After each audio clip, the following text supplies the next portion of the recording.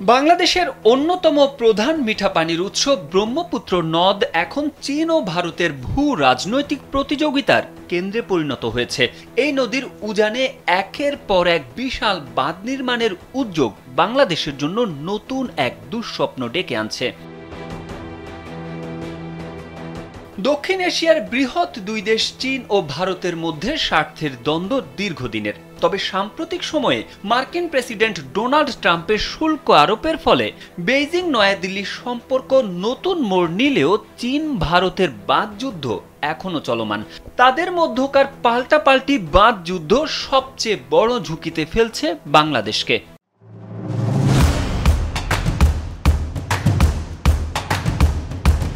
ব্রহ্মপুত্র নদের উৎপত্তি হিমালয়ের তিব্বতে প্রায় 17,000 ফুট উঁচু হিমবাহ থেকে। স্থানীয়রা একে বলে ইয়ারলুং সাংপো।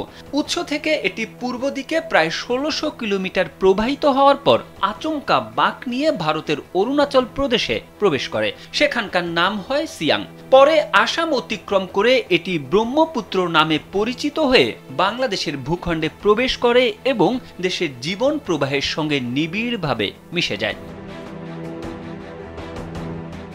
চীন বর্তমানে তিব্বতের উজানে বিশ্বের সবচেয়ে বড় জল বিদ্যুৎ বাঁধ নির্মাণে এগোচ্ছে। বিশেষজ্ঞদের মতে চীন চাইলে এই বাঁধের মাধ্যমে বছরে প্রায় 40 বিলিয়ন কিউবিক মিটার পানি সরিয়ে নিতে পারবে। এর ফলে শুষ্ক মৌসুমে নদীর ভাটির অংশে পানি প্রবাহ মারাত্মকভাবে হ্রাস পাবে।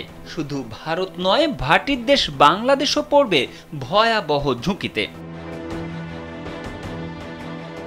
শি জিনপিং এর দেশের এমন পরিকল্পনার জবাবে ভারতও বসে নেই। দেশটি অরুণাচল প্রদেশে আপার সিয়াং মাল্টিপারপাস স্টোরেজ ড্যাম নির্মাণ প্রকল্প হাতে নিয়েছে। কয়েক দশক ধরে স্থানীয় বিরোধিতার কারণে আটকে থাকা এই পরিকল্পনা এখন নতুন করে গতি পাচ্ছে।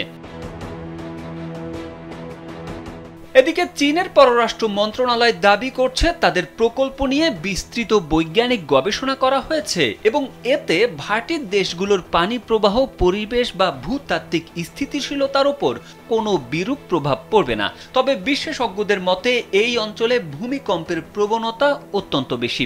একসঙ্গে দুটি বৃহৎ বাঁধ নির্মাণ হলে প্রাকৃতিক দুর্যোগের ঝুঁকি বহুগুণ বেড়ে যাবে। বড় ধরনের ভূমিকম্প বা দুর্ঘটনায় বাঁধ ভেঙে গেলে ভয়াবহ বন্যা চীন ভারত ছাড়িয়ে বাংলাদেশ পর্যন্ত ধ্বংসযজ্ঞ ডেকে আনতে পারে।